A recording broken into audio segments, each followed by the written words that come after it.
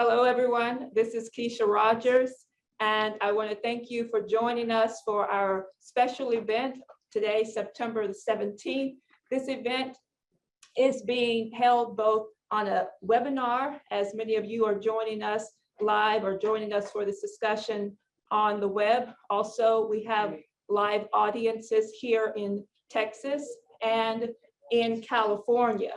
So the topic of today's event is going to be the power to the grid, unleashing the energy to grow. And I want to thank you for joining us. Actually, we held a meeting last month that I know a number of you participated in, and dealing with the infrastructure breakdown of the crisis around the drought, of the water crisis. And this will be a continuation of that discussion. Our two speakers today are going to be Brian Lantz, who's here in Texas, and also Pat Rucker from California. And just so people know, Brian will be speaking first. He recently, I think I mentioned this to people, put out a very important report that he takes up the question of how to rebuild our national infrastructure, how a credit system, a national banking system would go into the investment into areas of growth, of energy production. And as people know, we are in the greatest breakdown crisis in terms of our energy crisis. And we see what is happening right now with the warning signs that are coming from the outrageous policies of the West, the policies of the green agenda, of the globalist agenda, of the breakdown crisis that we're seeing in Europe as a result of the ongoing operations to launch a war with Russia over Ukraine. And this has led to the policies where we're putting trillions of dollars to back up and to defend defend the Ukrainian apparatus. And this is leading to a total devastation in terms of what is already happening in terms of the energy breakdown in Europe. Now, you can be certain that people should be paying close attention to what's happening there, because it's not just something that's going on over there where the green agenda, the environmentalist agenda is going to destroy the whole of Europe. But that is the plan that Biden and the Biden collective have for the United States. And we see this with the ongoing push for the green climate agenda, what Biden has and his administration have been pushing and now are signing into law with this phony infrastructure, the Inflation Reduction Act, excuse me, couldn't even get inflation of the Inflation Reduction Act. Biden had the audacity to stand up at the White House earlier this week and actually talk about how great the Inflation Reduction Act is doing and how it's going to help our economy. And we know that's not the case. Let me tell you, for those of you here in Houston and Texas, people will be interested in hearing this. There was an article in the Houston Chronicle that was showing that the city of Houston has the highest inflation nationally. Now, mind you that there was just a consumer index report that came out that showed that inflation has risen since August, and that there's an increase nationally, but at the same time, what they're showing is inflation is not only in the gas prices, as people have been told because of the high gas prices, but the highest rates of inflation that we're seeing and where they're most rampant are here in Houston, Texas, with food and with energy. So now, Brian, I want to share, he wrote in his report that he did, before I bring Brian up, and then I'm going to introduce Pat Rucker, who will also be speaking, but I just want to share, there is a section in the 40-odd page report that Brian has put together on what it's going to take, as President Trump understood, because the danger that Trump represented to the enemy, to the oligarchy, to the globalists, is the same danger that Lyndon LaRouche and LaRouche Political Action Committee has been fighting and going against. And that is to go after the environmentalist anti-growth agenda. And the fact of the matter is that when Trump came into office and denounced the TPP, the Paris Climate Accord, shut this whole operation down, he knew that you would not have a policy that would lead to making the US a manufacturing superpower, an industrial superpower. And that's what we're committed to. And when you think about what it's going to take, as Brian's going to discuss, there's no energy crisis. There's no man-made climate crisis. The crisis is the fact that we have people unwilling to take action. And we can have an abundance of energy. If we build up baseload electricity, as Brian is calling for new industrial and manufacturing capacity, at least 200 gigawatts, this is pretty interesting, Brian, 200 gigawatts of nuclear power at current levels of electrical consumption per worker in industry and manufacturing are required if we are to double and then triple US industry and manufacturing output. Just as an example, 40% of the cost of making aluminum is in electricity. So everything has to do with electricity. We're going to be hearing about that today, how we can save our farmers with having the ample electricity and energy that we need. We can save our water supply. We can invest in all different types of industry. So with that, I want to thank you again for joining us. After the opening remarks of both Pat and Brian will go first. Then we'll be taking questions from the audience gathered in the various locations, and then we will also get to questions live on the web. So thanks again, and we'll turn it over to Brian.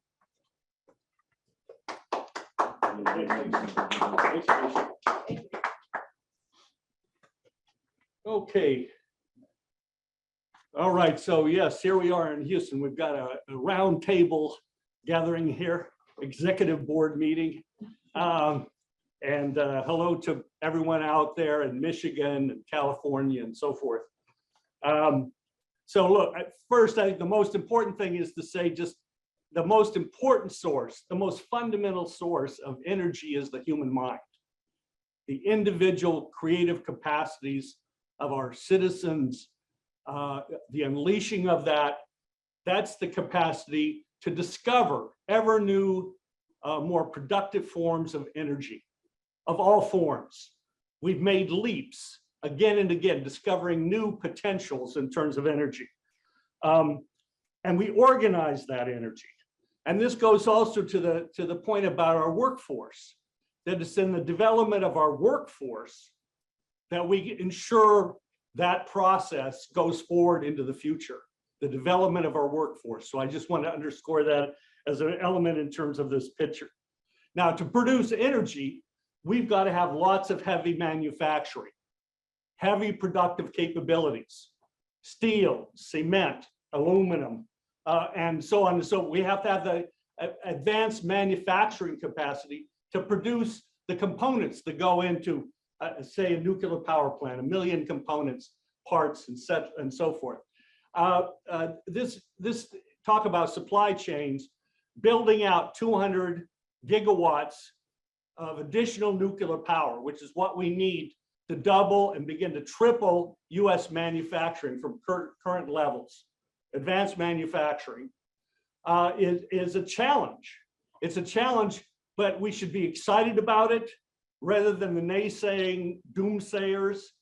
It's in the drive to fill this requirement, along with space, along with the Artemis project going into space. It's these projects that will, to paraphrase John F. Kennedy, it will not be easy. It's an exciting task, but the goal will serve to organize and measure the best of our energy and skills. And of course, we just had the 60th anniversary of John F. Kennedy's speech here at Rice University just a matter of days ago, which was celebrated. So what does this require?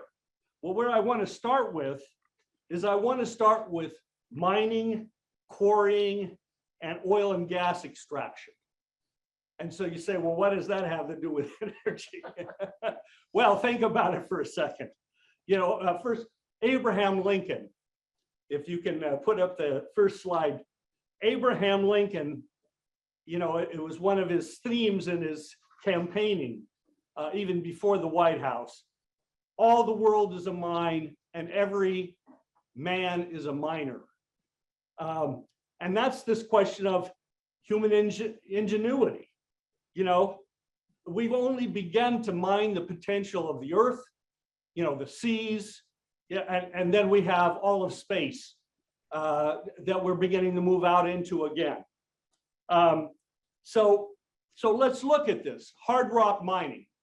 People hardly give this a mention these days. It's not something that gets discussed. Hard rock mining in the United States.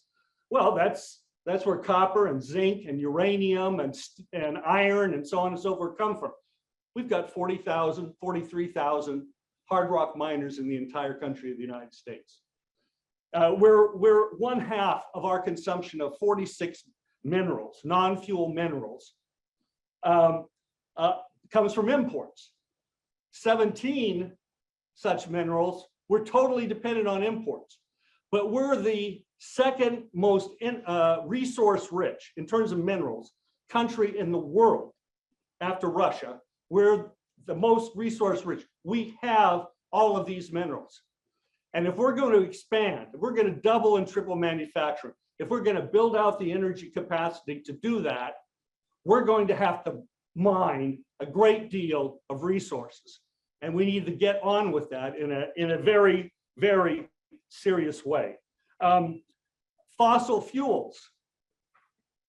I want to just bring forward an element in terms of fossil fuels. Talk about energy. We often, yes, we talk about electricity.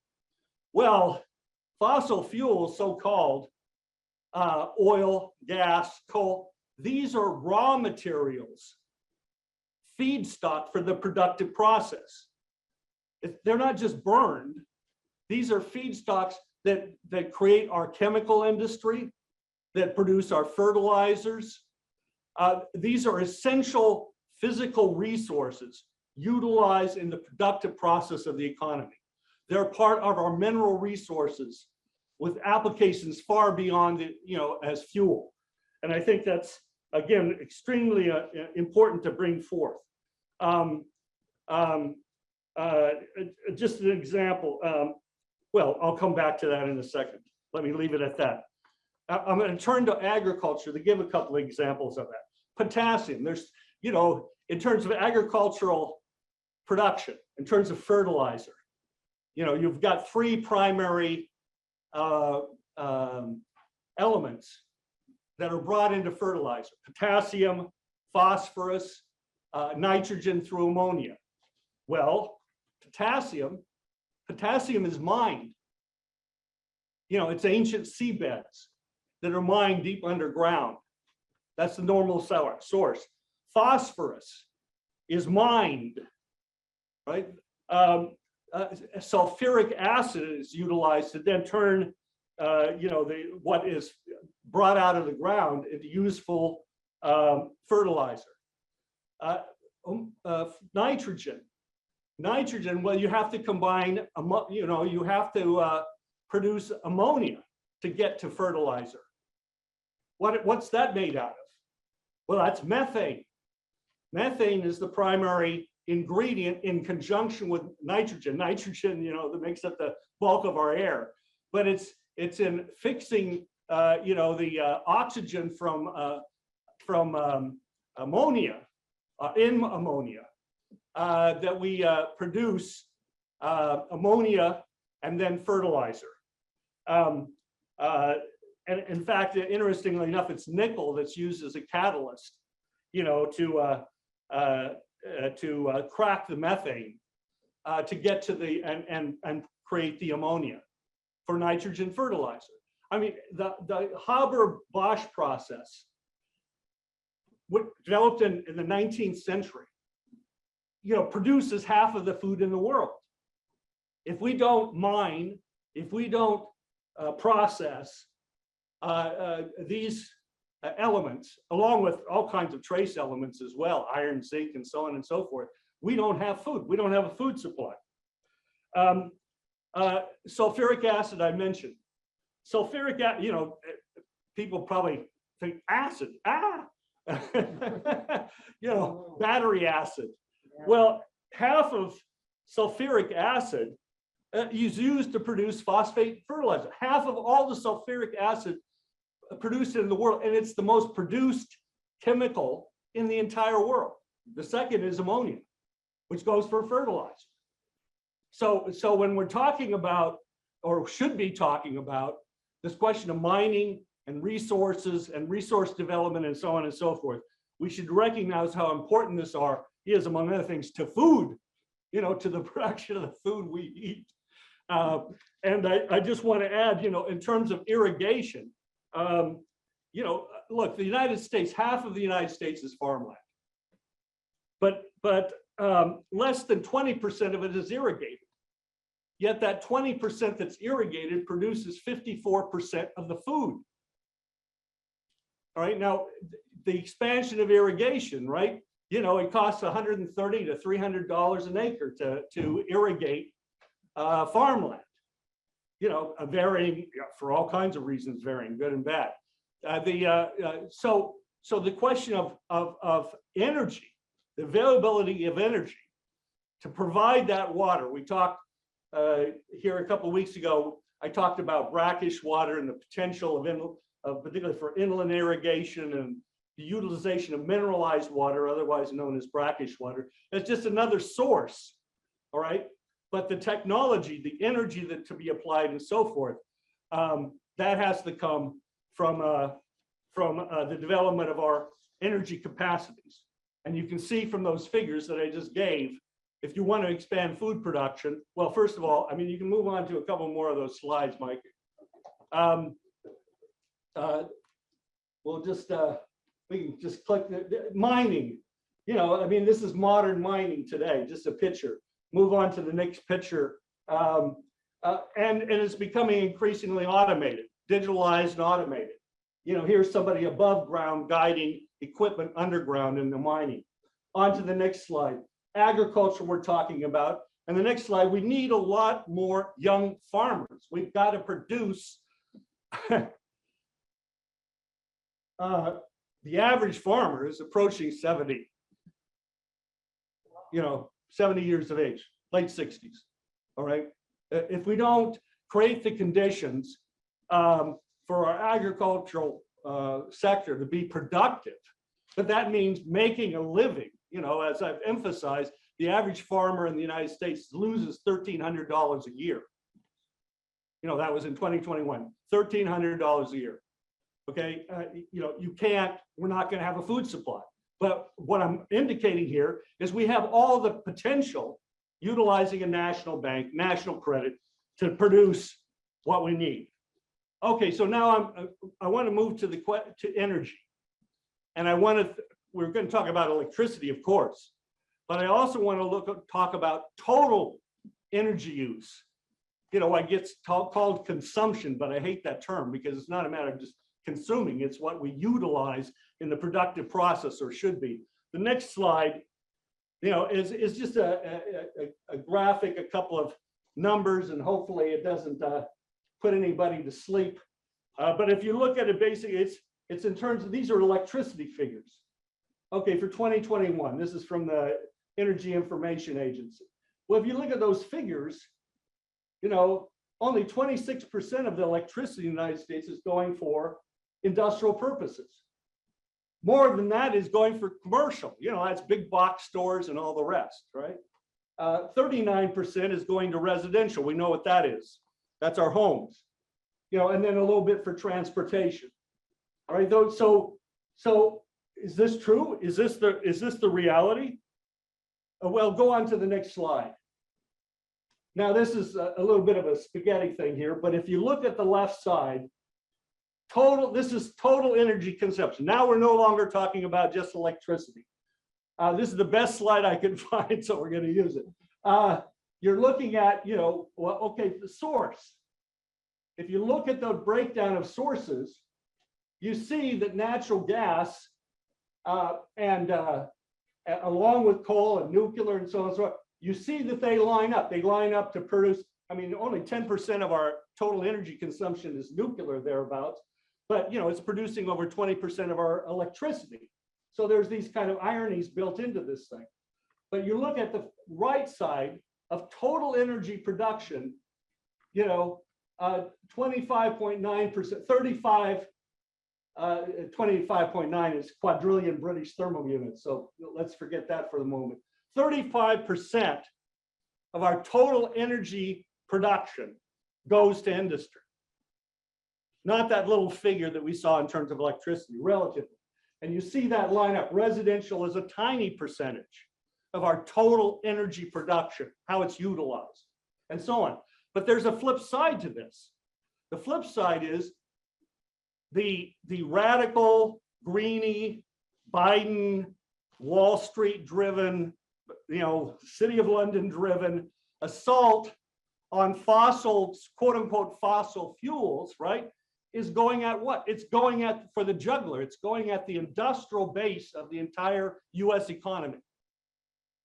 It's not electricity. I mean, I think it's kind of good to get away from electricity for a second. We got all this talk about, electric cars and electric this, and you got your cell phone and we got batteries and da da da da da. But if you step away from that, as a kind of virtual reality and get out into the outside world and look at what actually produces today and what will produce tomorrow, and this begins to give you a window into this. Go on to the next slide, Mike. Thanks. Okay, now this is, again, this is primary energy, what they call consumption, but this is utilization, okay, not consumption. Utilization by major sources, and the timeline goes from left to right. Well, look, about 1995, that total energy production and utilization flatlines, right? We stopped growing after about 1995 in terms of total energy consumption. All right, and you get, the colors, it's color coded, and you can also see how gas is taking over from coal. Those are the two lowest, the two blues there in that slate, right? Well, there, mentioning the Houston Chronicle, there was an article the other day, how part of the reason natural gas prices are skyrocketing is because they're taking coal offline, right? It used to be as prices rose for natural gas, power producers, generators, etc., would shift over to coal. Well, that doesn't exist anymore, or it does, but it's shrinking, right, as a percent of energy. So that's a little sidebar here on things. But the flatlining after 1995, how much has the population of the United States grown since 1995? It's grown 60 million people, but we're not utilizing any more energy. What does that reflect? Well, on the one hand, it reflects the deindustrialization. It reflects the zero growth economic model, the imposition of this, starting with Paul Volcker, et cetera, earlier. But this underscores what we have to turn around. We have to expand total energy production and utilization to grow the economy. Now we're going to increase the US population further.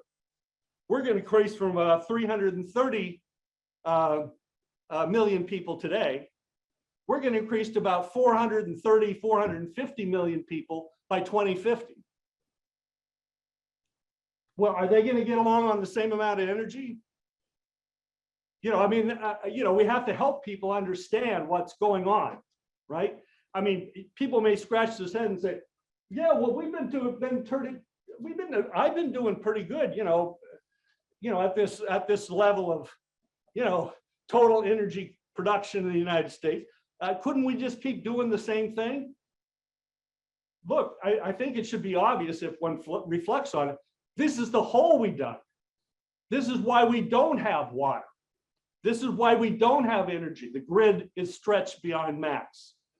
And so, yeah, and you can go on from there. What's happening to our inner cities? What's it going to take to rebuild the infrastructure, sanitation, water, et cetera, et cetera, all of these things that we've allowed to devolve, the outsourcing, of production, et cetera. So no, we haven't been getting along, at 1995 thereabout levels of energy production. We've been digging ourselves a hole, and to dig our way out, we can't just, fill it back in. We got to make leaps. We've got to make leaps in concepts, production, and so forth. So nuclear is absolutely critical. I'll just mention a few aspects of it here with the time remaining that I have. I think, first of all, look, there's some real ironies. We put up on the LaRouche PAC website the fact that that the Biden collective has just announced that they're up for the idea of building 6 nuclear power plants, AP1000s, Westinghouse power plant in Poland. But we can't build them here, 6 nuclear power plants in Poland. I wouldn't believe that they're actually going to do this. Westinghouse certainly would like to. Bechtel, that's in the partnership, certainly would like to. I'm not saying we shouldn't do it, but I'm saying I don't trust the Biden collective, in the middle of an escalating confrontation with Russia, that they really intend anything more than trying to keep Poland in line in terms of this, showdown. But there you see the irony. 6 nuclear power plants. It's been in the works for several years that Poland wanted to go to nuclear, but this has all been come together just in the last few weeks. Another irony, besides Newsom, Pat may want to comment on this, but besides Newsom out there in California pushing through the money to keep Diablo Canyon nuclear power plant online, well, you have the Palisades nuclear power plant up in Michigan, right? And you have a letter from none other than the governor of the state, right up there. I think I won't mention her name. Hopefully she will no longer be governor in a short time. But anyway, lo and behold, the governor of Michigan has written a letter to the Department of Energy urging that the Palisades nuclear power plant be saved. It provides power for 800,000 people. And they've been moving to shut this power plant down. It's closed right now. It's been closed by NRG. But now there's a move by Holtec to reopen it. And the governor's got behind it and so forth. Why? Because, the grid is maxed out, right? But another irony, like Newsom, these are people who are against nuclear power and are now being forced to promote it. Look, we've got to build a lot of big, beautiful nuclear power plants. You can go on, I think, to the next slide. I think it is, Mike. A big, beautiful power plants like the one that we're building in Georgia. The Vogtle nuclear power plants, the 2 of them. They're coming online this year and next. These are the first nuclear power plants in 30 years. Oh, this is on electric generation, but you can see this, the rapid rate that we increase energy utilization here. And then again, it's flatlined, basically since the 2000 financial bust. It's flatlined on total energy generation. But move on to the next slide. Yeah, there's the Vogtle nuclear power plants nearing completion. 1 and 2 in the background were built years ago, but these are the 2 new power plants built by Westinghouse. Bechtel oversaw the management of was brought in to oversee the management of the project. These are the 3rd generation plus nuclear reactors. Well, we've got a bunch of sites. I'll mention South Texas. South Texas got licensed in 2016 to build 2 more nuclear power plants. But NRG said, oh, well, we're no longer interested. But the licensing is there. It can be picked up, as NRG says, somebody else has just got to come along and build it on the site, step in. Okay. We have other potential, the Fermi 3 reactor up in Michigan. That's licensed. That's licensed by the energy. It can be built. So how does this happen? Well, it's local, it's state, it's federal coming together. We can launch these projects, but on the scale of 200 gigawatts for manufacturing, plus what we need for a growing population. I'll just be brief on this. We're looking at somewhere between 600 and 700 to 1,000 gigawatts of nuclear power that we actually need by the year 2050. 700 to 1,000 gigawatts. A gigawatt is a nuclear power plant, roughly. So you're talking about we need 700 to 800, 1,000 nuclear power plants, full-size nuclear power plants, to meet the requirements for the growing population by 2050. And we've got 92 nuclear power plants today. That's power, that's reactors. We have 54 plants, we have 92 reactors. Okay, so you get an idea. We're talking about a massive expansion required. And I want to say just briefly, this underscores the need for fusion energy, because we need even more energy dense power sources to meet these gigawatt requirements that we're going to need to power an advancing economy, and likewise for the world. But briefly, just on we have 4th generation reactors. We have the small modular reactors. We've talked about this some before, like NuScale, potential for that. There's TerraPower's Natrium reactor that's being built in Wyoming, or will be built. Half of the money coming from the federal government. But these projects are coming along. The Trump presidency drove forward a number of these small modular reactor projects that are 4th generation. They're modular with all the potential for factory fabrication, right? So you can standardize, you can ensure worker safety, and so on and so forth. I mean, there's a lot of different features to it. They're small, they can operate off the grid as well as on the grid. Even when they're operating on the grid, they can utilize only a small fraction of the grid. They're not going to, they're not going to, shred the grid potentially. So there's a lot of advantages to small reactors. Now, this is not something that's being missed. The Nuclear Energy Institute, which represents 19 power utilities that have nuclear power plants now, that are operating nuclear power plants, were just surveyed, and the Nuclear Energy Institute put out the results of the survey that found that these utilities, and these aren't all the utilities, are planning on 300 SMRs, right? They're planning on approximately 90 gigawatts. That would be, that would be doubling our capabilities before basically by 2050. All right. They're proposing this. They're reporting this back, the survey, that was done, interviewing the heads of these utilities, that this is what they're thinking in terms of 300 SMRs, a total of 90 gigawatts or more. They're doing this from the standpoint of decarbonization. Mm-hmm. They're saying, okay, well, you really want to decarbonize? Well, this is what you're going to require, because you're not going to be able to do it with wind and solar. It ain't there in the works. There's a related study, it was contracted by the Nuclear Energy Institute, called Vibrant Clean Energy. They put out a study in depth saying that, well, if you don't move by 2030 to start bringing online significant amounts of this nuclear power, the prices of energy and of supplies, supply chains, and the rest are going to skyrocket. The net result is if you try to move to decarbonization with 77% wind and solar, for example, forget it.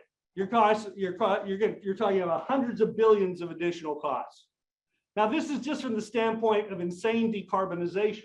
There, as you know, most of the people on this in this room and with us here today know that CO2, this is bunk. CO2 is talking about feedstock. This is what plants live on, right? CO2 is not a threat. So the whole idea that you're building an energy, a whole energy mindset, and it boggles the mind what's being done here to straitjacket the mind rather than the creative mind. We're talking about straitjacketing the mind, or we've been straitjacketing the mind to fit into this really suicidal process.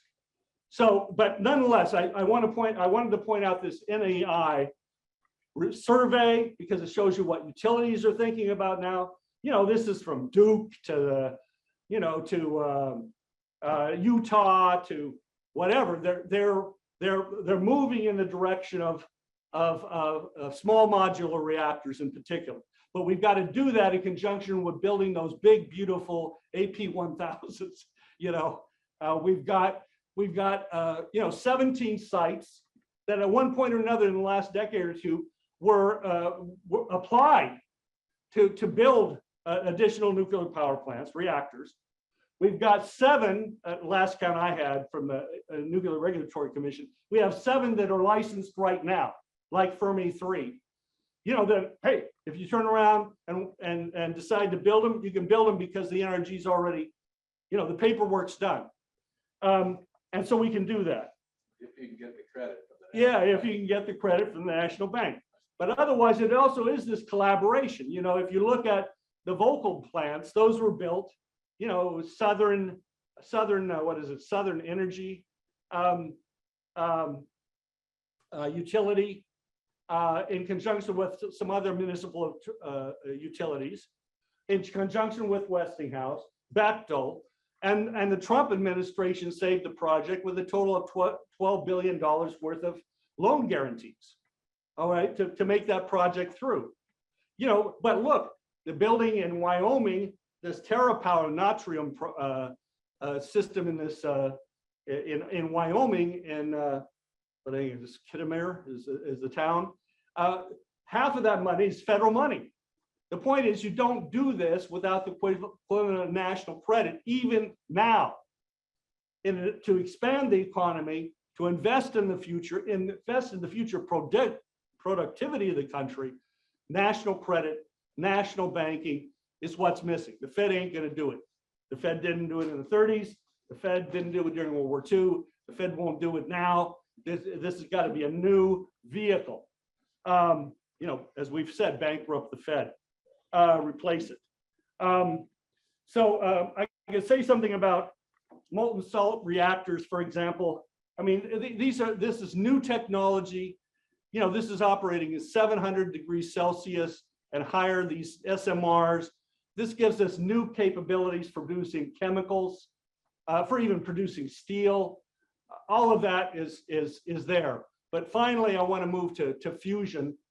I think because in part what I've said is just underscored the necessity of it. So we'll move from Volcal to the power plants. This is a molten salt reactor here. The fuel carrying actually the thorium or uranium comes up through and into this fuel salt inventory unit where the reactions take place. And it pumps itself out. As that reaction heats up, then it pumps itself out. And that salt, molten salt, then either directly or through heat exchangers into a secondary circulation system, also of molten salt, moves that energy out of the reactor. A very simplified process, but the fuel is actually in the fluoride or chloride liquids. But move on to fusion. And again, this is, I've mentioned this in the past. I think it's very important. This was the outcome that occurred during the Trump administration. it's there. It's a potential that's there now, and it's got to be advanced. In January of 2021, the National Science Foundation, Science, Engineering, and so forth Foundation put out Bringing Fusion to the U.S. Grid, all right, and laid out a perspective to build the first pilot fusion project producing fusion energy to the grid by 2040, and laid out a timeline. And so this was done with Fluor Corporation, Bechtel, all sorts of people from the scientific, university, private sector were brought in to put together this report, a consensus report.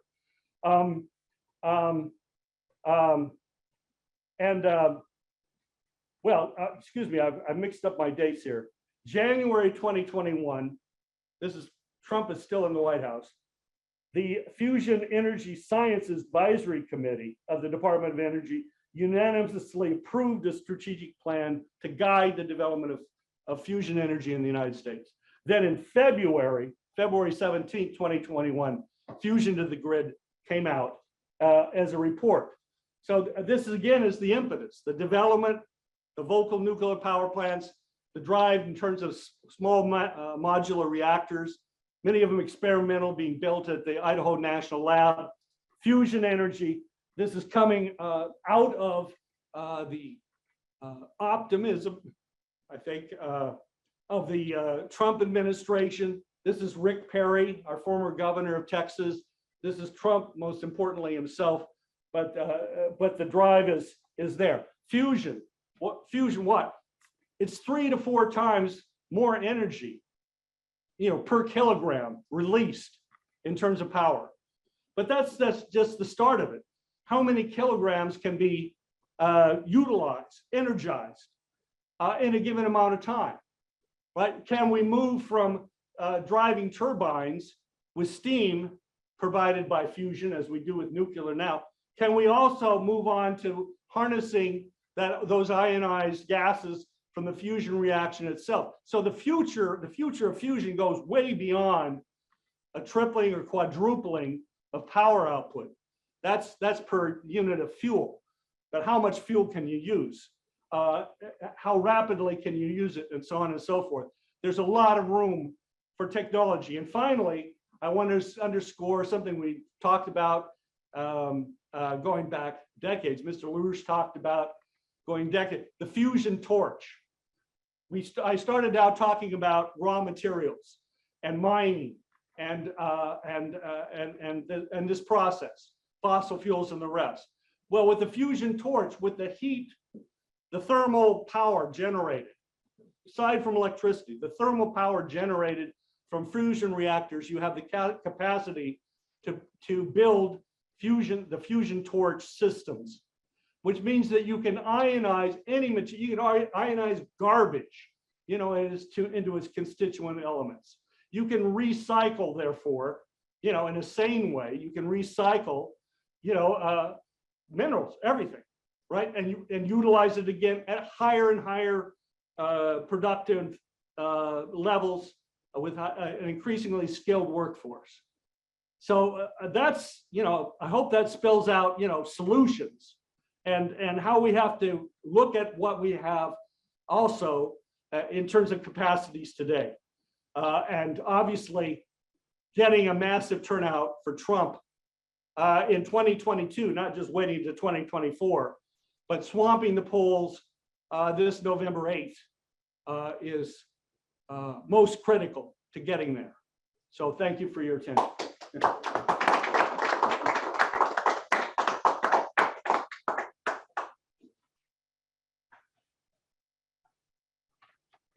Okay, thank you, Brian.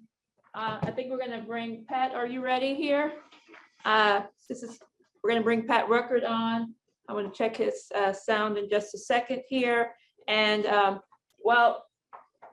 Pat, before I do want to make, I want to let people know that as some of you may already be receiving Pat Ruckert's, his reports, he does a weekly report on the water crisis, water and infrastructure in California, A very excellent report. He's been working, as Brian has, with LaRouche Pack collaborators with Lyndon LaRouche for many, many years. And so Pat is going to continue this discussion on what's needed right now to drive the advancements in energy production that's going to address the overall economic, the infrastructure in agriculture and water development in all kinds of industries. So if you're not getting the latest report that Pat put out, came out on September 15th, and I would encourage people, we can make sure that you're getting these reports as well, and you can subscribe, or you can actually get that sent to your email. So why don't I go ahead and let him come in and make sure he can be heard. Oh, there we go. Okay, how's that? Good to go. Okay. All right. If you were here 2 weeks ago, Brian and I discussed the drought and the resulting water crisis that is not just California, but extends almost to 60% of the country, you know, with damage to crops, to literally, I know in California, hundreds of wells for private homes, for small towns, you know, have gone dry.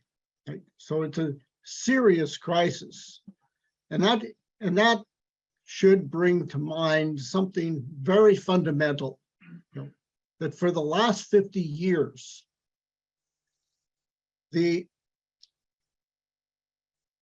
what we've had is a criminally negligent,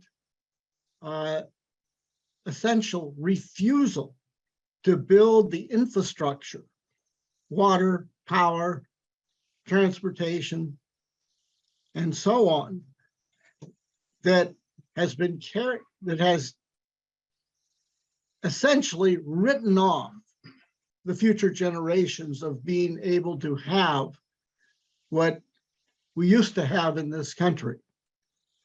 Now, Brian has presented a good overview of this question of energy. And what I'm going to focus on is the California electricity and energy policy, because having an example of complete policy insanity before us, you know, is very important and useful to see what must be avoided, must be fought, and must be defeated.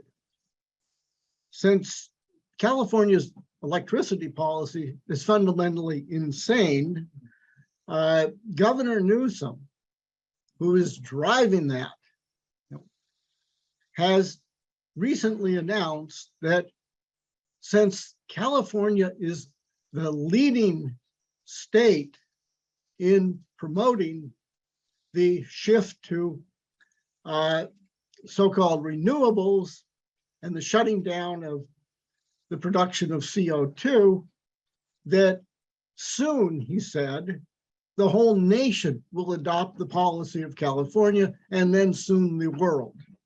So this is the threat.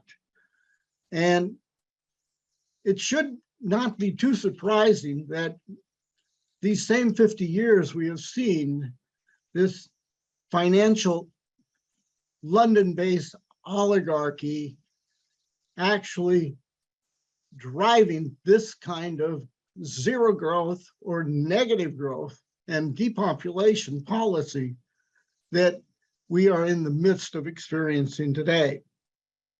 So during these 50 years, political leaders, and by a process of virtually forbidding companies, engineers, planning agencies, forbidding them to think big, to think and plan what must be built that 2 generations ahead of us will need. That's the way we used to run this country. That's why we have Hoover Dam.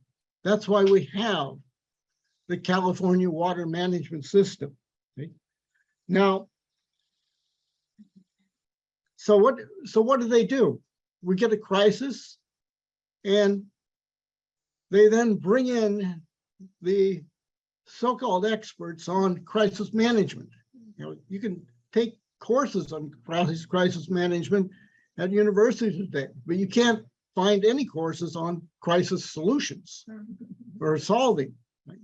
You know, and so what do? Well, they put some Band-Aid and duct tape on whatever the crisis is, push it down the road a little bit, and then soon that crisis is right back, and again, more Band-Aids, more duct tape. Right? Now, there is an exception to this so-called rule, that sometimes we get a virtually existential emergency that calls forth, even from the worst of leaders, some action that actually solves the problem. And I want to use the example in California, January 2017, in the midst of an exceptionally stormy, December, January. The rivers in the state were overflowing. And Orville Dam, somewhere a little bit northeast of Sacramento, the Orville Dam and the Orville Reservoir then was nearing the top of the dam in terms of what it was containing. And so the spillway was being very heavily used to spill it down below into the river. And suddenly, I think it was about the 6th of January, the spillway began disintegrating as, of course, thousands of tons of water were pouring down it, every second. Right? And it began disintegrating. Right? And put the slide up, Hunter, and you can actually see the picture of what was going on. So the spillway was shut down, and the excess water going then was allowed to actually flow over the emergency spillway. But then immediately there was a problem there.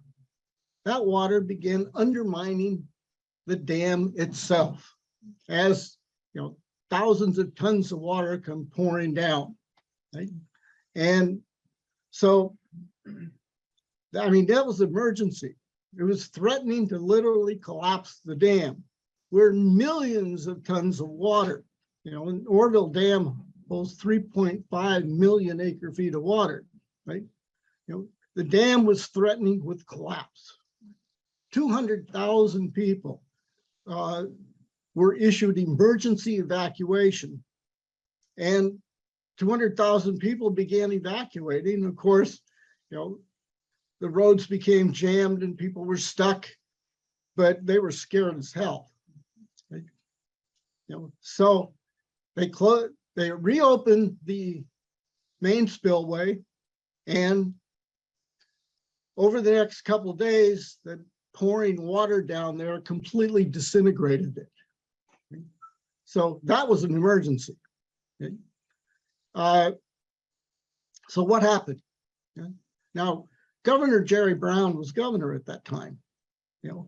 One of the leading environmentalist, no-growth political figures in the country, and has been. So, can't find it? There we go. Okay. There's the picture of Orville Dam spillway disintegrating there. Okay, so what happened? Within 1 week, a contract was signed for rebuilding the spillway. And 1 more week, construction began. And it wasn't, 8 hours a day, 5 days a week. It was 24 hours a day, 3 shifts, 7 days a week.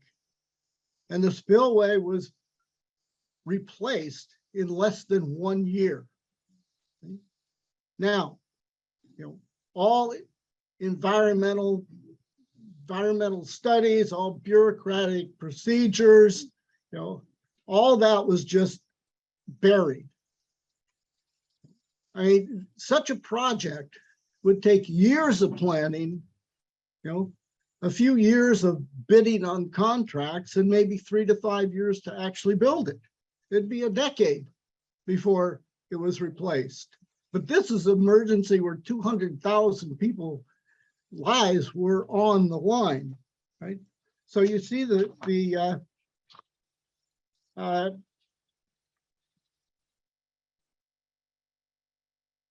so let's look at back at Newsom for a moment. A few years, he was lieutenant governor under Jerry Brown, and he became governor in 2019 or 2019, right? So, but during his time as governor or as lieutenant governor, he oversaw the negotiations and the drive to shut down California's 2 remaining nuclear power plants at Diablo Canyon. And, this is the kind of policy that this governor actually does represent, right? And he is threatening the country with that policy because he is running for the Democratic presidential nomination in 2024, right? So if you think Biden's bad with the new Green Deal, well, Newsom's much worse, right? So all of a sudden, about a month or two ago, Newsom says we should keep Diablo Canyon nuclear power plants open. Right? Well, why? Because California is not producing enough electricity now to keep the lights on, and Newsom's running for president, and it would not look too good on his presidential resume to be the governor of a state that has repeated blackouts of electricity. That's not going to be too good of a recommendation. Now, so he pushed through legislation, and that passed about 2 weeks ago, approved by both houses of the legislature, and he signed the bill. And so Diablo Canyon nuclear power plants will be, kept open, will not shut in 2025, but they'll be open at least until 2030, and they'll be, and they'll be good to be kept open at least till 2050. That's what's possible. But what was the environmentalists in the state's reaction to Newsom all of a sudden making a 180-degree turn and keeping Diablo Canyon open? They freaked out. Right? But he knows if he was going to have a serious run for the presidency, he's got to look at how he looks to the rest of the country. So let's look at the governor's climate policy more generally now. And what's driving it is, the cult of global warming, shutting down CO2, and actually, in California, environmentalism and climate hysteria has become not just a cult, but a state religion. Right? And accompanying a state religion, there's always inquisitions. And so if you want to oppose what this governor is doing, and since the legislature is 75% Democratic, you want to oppose them too, well, watch out for that inquisition, because like Biden and his police state measures that he announced on September 1st in that speech from hell. These people are serious, right? So we'll look at a little bit at his energy policy. An official policy that he was released a couple of weeks ago says, one, we want to make the state carbon neutral by no later than 2045. And that includes 90% carbon neutral by 2035, 95% by 2040. And secondly, ramping up our 2030 climate ambition. Now, what in the hell is a climate ambition? It got me, but but it adopts a much more aggressive greenhouse emission reduction target, going from 40% to 55% below the 1990 level by 2030. That's only 8 years from now, right?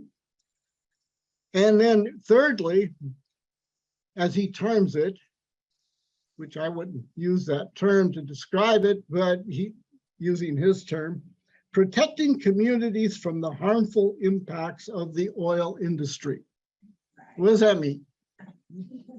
That means shutting down oil exploration and pumping, and to the goal of reducing statewide oil use by 91% over the next 2 decades. I mean, you think of that. That's just virtually shutting down everything. Now, and then, piling on to this is billions of dollars being allocated to build more solar and wind plants. And then about 2 weeks ago, toward the end of the legislative session, Newsom had pushed through and the legislature voted it up, and he signed it to outlaw the sale of new gas-powered vehicles by 2035. I mean, that's 13 years from now, right? So you want to buy a new car and you want to buy a car that's gas powered, you better do it before 2035, Now, ironically, a few days after that bill was passed and he signed it, the state announced that we're in a climate or a climate emergency right now, and the electric grid is threatened. Therefore, all you owners of electric vehicles, do not charge your vehicle now, right? So that's the reality, right? Now, we do have a special Tesla built for California specially. All right, well, if you can't get it, here's the new vehicle. Oh, with the Windmill. Ah.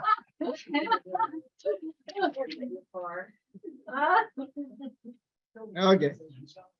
So the reality, though, in California is that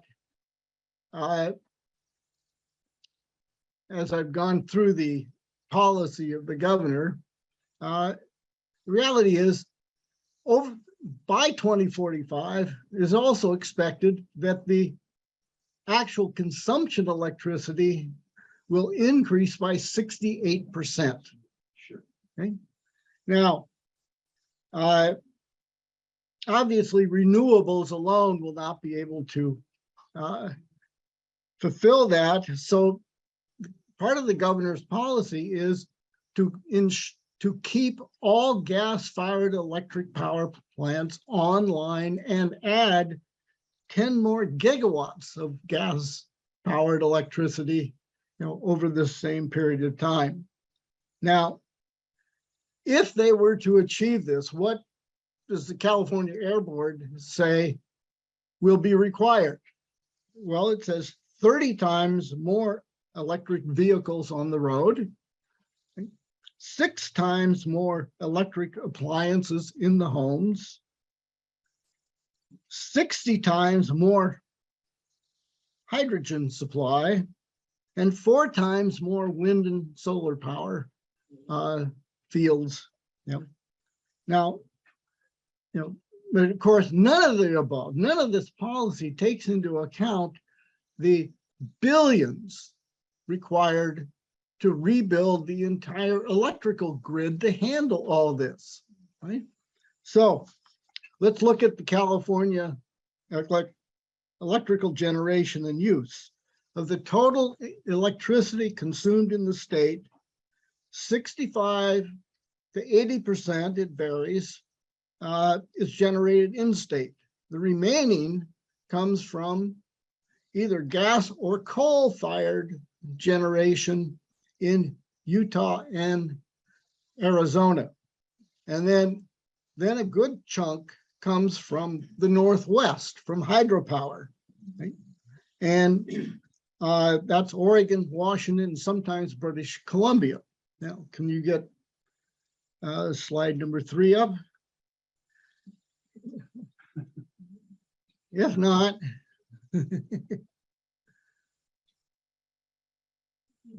anyway, the slide number 3 is of Grand Coulee Dam in Washington State.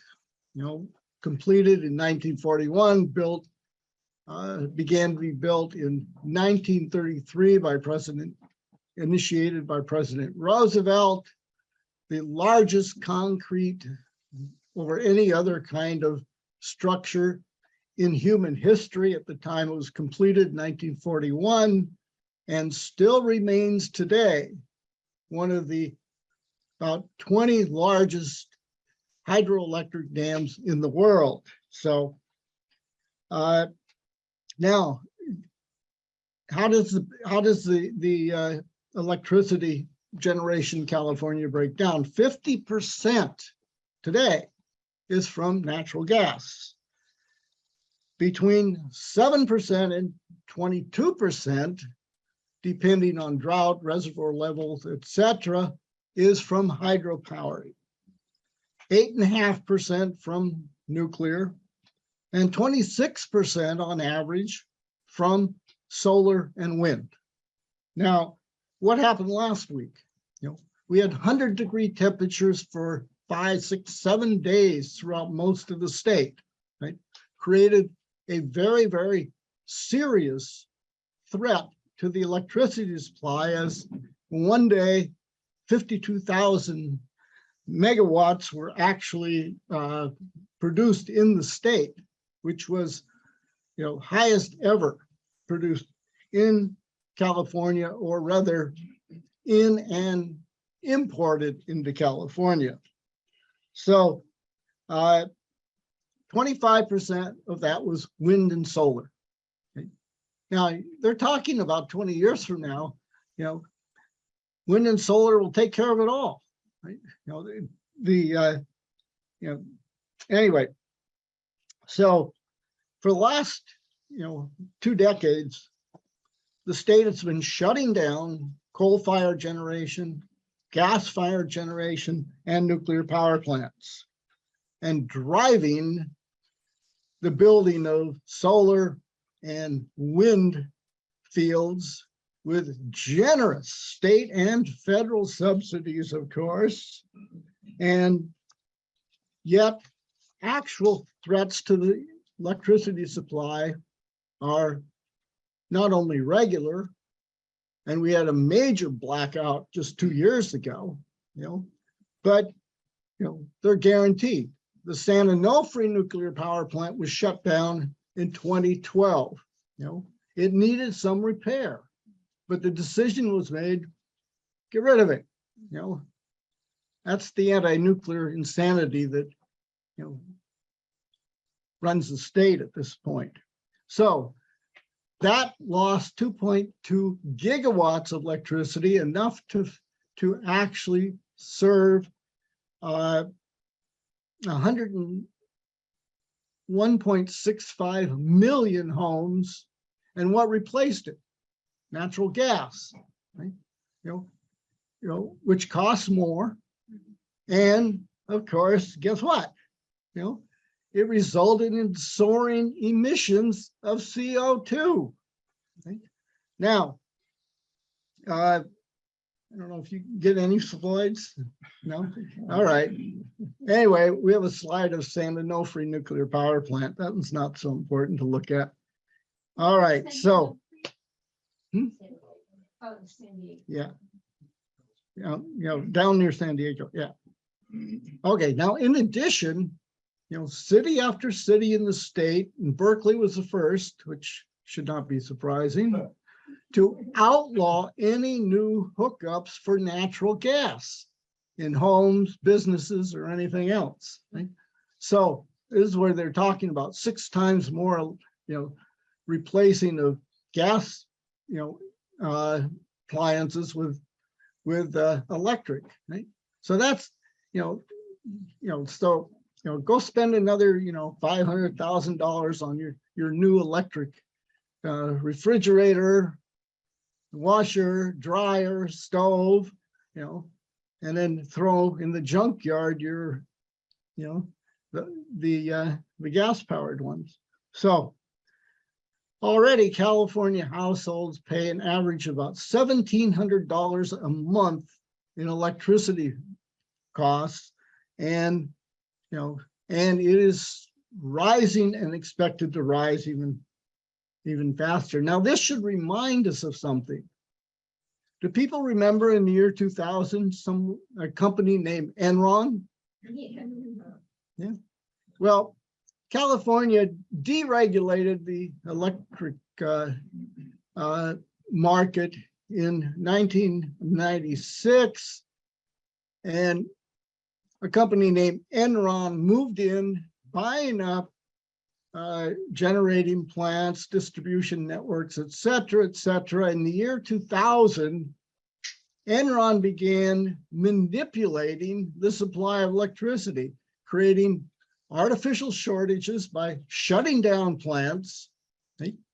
And from April 2000 to December 2000, we not only had in California weeks of blackouts, in wide parts of the state, but the price of electricity rose 800% overnight.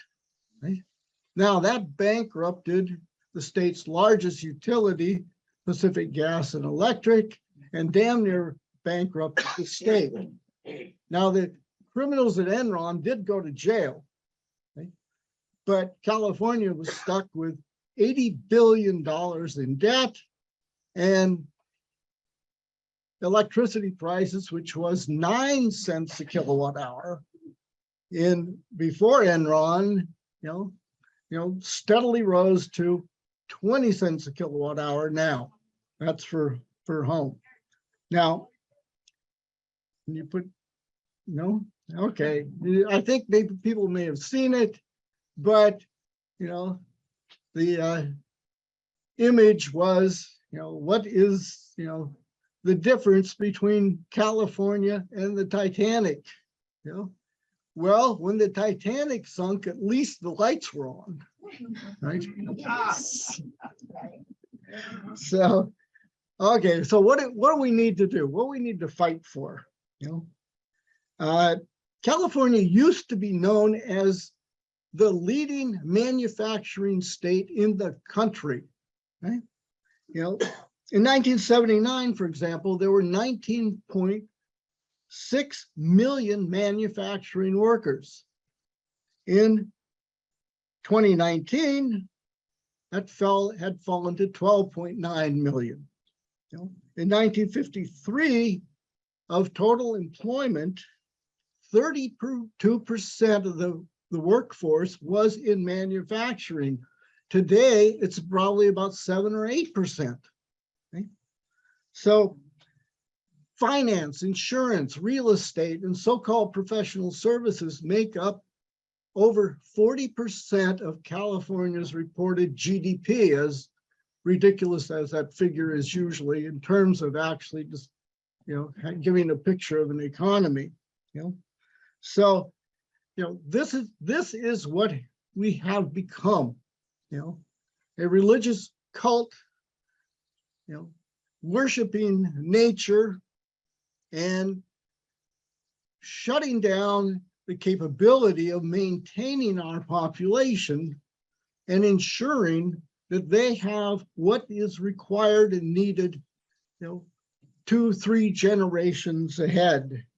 So to reverse its parasite economy requires what LaRouche PAC has put forth as the first step, shutting down the Fed, returning to a national banking system, and unleashing, as Brian went through, the kinds of infrastructure and industrialization policies that he described so well. For example, nuclear power. And as I said earlier, Diablo Canyon and its 2 nuclear plants will remain open, but a study by MIT Stanford last year put forth this policy, that instead of just letting the 2 nuclear plants sit there and produce electricity, let's add 4 more, because the original blueprints for building those 2 plants also included 4 more. There was originally planned to have 6 nuclear power plants at the site, right? So the MIT Stanford study says, let's do that, build 4 more, and site at the same place a desalination plant to produce 150,000 acre feet of water a year. Now, that's one thing. And of course, building more nuclear power plants and hooking them up with desalination plants, and with, as Brian described, the new modular nuclear reactors, we can be building those essentially on an assembly line, right? But let's look at nuclear power desalination for a moment, because this is important history. Brian mentioned that this week was a celebration of President John Kennedy's speech at Rice University, where he described why we're going to go to the moon, and inspired a generation. Well, in 1962, the same year, President Kennedy established a policy to build nuclear power desalination plants, first in California, Texas, and Florida, and then, wherever necessary. You mean both desalination and nuclear, they're combined in one facility? Well, they're sitting right next to each other. What? Sitting right next to each other. Oh, okay, right? okay. Essentially 2 factories side by side, right? Okay. Okay, but Kennedy proposed, not only proposed, but actually established, a policy of building large nuclear power desalination plants. And even after he was assassinated, the next year, 1963, in 1964, the first contract was signed between the Metropolitan Water District of Southern California and the Atomic Energy Commission to build the first plant at Huntington Beach in Southern California. And Huntington Beach, some may recall, was the site of a Poseidon proposed desalination plant, which the California Coastal Commission rejected just 2 months ago, right? So what happened to that contract was signed, right? That's 1964. What happened? The Vietnam War, right? The rise of environmentalism, the anti-nuclear movement, and in 1971, Nixon destroying the Bretton Woods monetary system and unleashing what we have today an economy that's not productive, but is nothing but a gambling casino, right? You know, that's what happened, right? And that, and that if we know that history a little bit, then we say, hey, we know what we used to do, and we can do it again, right? So, so I think with that, I will bring this to a close, and we will have 2 or 3 candidates who are on the ballot in November speak a few words, and then open it up to questions.